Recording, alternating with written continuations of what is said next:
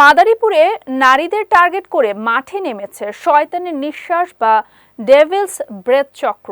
মুহূর্তে ইচ্ছা শক্তির লোভ করে সঙ্গে থাকা স্বর্ণালংকার, নগদ টাকা সবকিছু নিয়ে লাপাত্তা হয়ে যায় এই চক্রের সদস্যরা।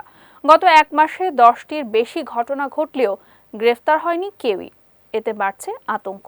এমন পরিস্থিতিতে জনসমাগম এড়িয়ে চলার কথা বলছে জেলা প্রশাসন। মাদারীপুর প্রতিনিধি আবুল খায়ের খানের পাঠানো তথ্যচিত্রে বিস্তারিত ডেস্ক রিপোর্টে। মাদারীপুরের চরমুগরিয়া এলাকার বাসিন্দা সাবিয়া বেগম গত 4 মার্চ দুপুরে বাজারে যাওয়ার পথে এক তরুণ তার নাকের কাছে চেতনানাশক পাউডার দিয়ে ইচ্ছাশক্তি লোভ করে। পরে তাকে নিয়ে যায় একটি বিদ্যালয়ের মাঠে। গৃহবধূর শরীরে থাকা স্বর্ণের কানের দুল, আংটি, নগদ টাকা নিয়ে মুহূর্তেই লাপাত্তা হয়ে যায় চক্রের সদস্যরা। আমার তো নিচে দুইটা হাতের আংটি নিছে, কানের দুল নিছে, গলার চেন নিছে, আর টাকা নিছে, মোবাইল নিয়ে গেছে। কিভাবে নিল? মোবাইল আদি ধরে লয়ে গেছে, ব্যাগ সহ লয়ে গেছে। একইভাবে শয়তানের নিঃশ্বাস ব্যবহারের এই কৌশল খাটিয়ে মধ্যখাগদি এলাকার নুরুন্নাহার বেগমকে বশ করে দুষ্কৃতকারীরা। নির্জন এলাকায় নিয়ে গিয়ে তার কাছ থেকেও সবকিছু নিয়ে ছটকে পড়ে গ্যাংয়ের সদস্যরা। বলছে কি আপনার এই যে আমার হাতে পার্স ছিল, পার্সের ভিতর মোবাইল ছিল, মোবাইলের ভিতর কইছে আপনার কি আছে লগে এটার ভিতর খুললা থোয়ার পর মনে হয় আংটি তারাই খুলছে আর কানের ডলা আমি খুললে দিছি, কানের তো আমার মুখোশ পরা, তারপর খুললা দিছে পর কয় কি পার্সের ভিতর থন থুইয়া কয় কি এই লোকের দ্বার দেন, দেওয়ার পর কয় কি এই লোকের দ্বার আপনার জিনিস যান, তারপর লোকের সাথে আসছি তারাও দেখি না, পিছের দুজন আমি দেখি। শহরের পুরানবাজার ও রাজৌরের টেকেরহাট বন্দরে এই চক্রটির ফাঁদে পড়েছেন অনেকেই। ব্যাংকে আসা গ্রাহক কিংবা নারীদের টার্গেট করে সক্রিয় শয়তানের নিঃশ্বাস চক্রটি। গত এক মাসে এমন ঘটনার শিকার অন্তত 10 জন। এই চক্রের কয়েকজন সদস্য শনাক্ত হলেও গ্রেফতার হয়নি কেউ। এতে জনমনে বাড়ছে আতঙ্ক।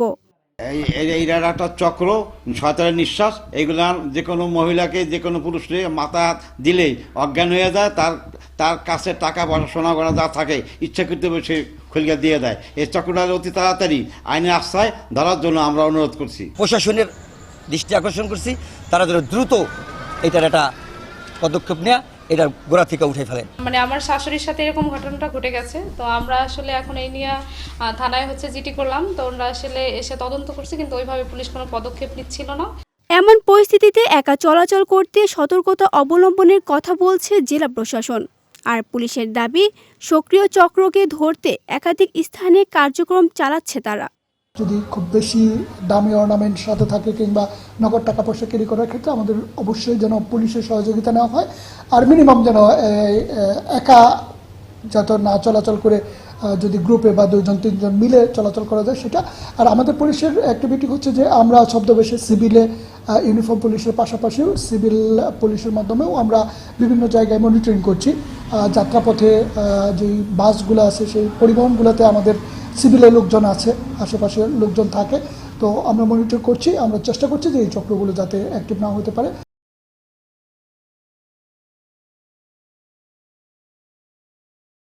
যদি নাকের কাছে ধরে যদি কাউকে অজ্ঞান করে নেয়, এখানে তো সচেতন করে লাভ নাই। সেক্ষেত্রে সচেতন থাকতে হবে, দূরত্ব বজায় রাখা, ভিড় যেখান দিয়ে মানুষ চলে সেগুলোর ক্ষেত্রে আসলে সবাইকে তো সচেতন করাটা কঠিন। আমাদেরকে চেষ্টা করতে হবে যে ঘটনাটা কোন এলাকায় ঘটছে, কারা ঘটছে, সেখানে একটু আইনশৃঙ্খলা বাহিনীর তৎপরতা বাড়াতে হবে ছিনতাইকারীর মধ্যে তাদের ধরার জন্য। 18 থেকে 22 বছর বয়সী একদল তরুণ এমন অপরাধের সঙ্গে জড়িত বলে জানিয়েছে পুলিশ। বিজয় টিভি, ডেস্ক রিপোর্ট।